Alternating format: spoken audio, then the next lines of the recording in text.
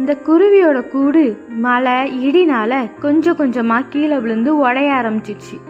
உடஞ்ச அந்த கூட்டை பார்த்து அந்த குருவி ரொம்ப வருத்தப்பட்டுச்சு. ஆனா வருத்தப்பட்டு அப்படியே இருந்துடாம திரும்பியும் நம்ம கூட்டை கெட்டணும்னு சொல்லி கூடு கெட்ட தேவையான குச்சி மித்த பொருள் எல்லாத்தையும் சேகரிக்க ஆரம்பிச்சிச்சு.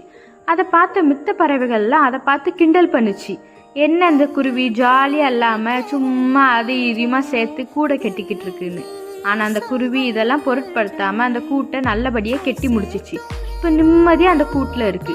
ஆனா அந்த கிண்டல் பண்ண மித்த பறவைகள்லாம் அந்த கூட்டோட நிழல்ல தான் இப்போ இருக்காங்க.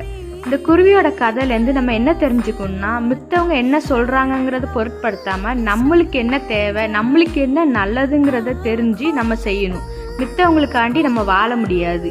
அதே மாதிரி எத்தனை திருப்பு நம்ம கீழே விழுந்தாலும் திரும்பி எந்திக்கிற தன்னம்பிக்கை நம்மளுக்கு இருக்கணும். இந்த குருவியோட கதை உங்களுக்கு பிடிச்சிருந்துச்சுன்னா லைக் பண்ணுங்க, ஷேர் பண்ணுங்க, சப்ஸ்கிரைப் பண்ணுங்க. தேங்க்யூ.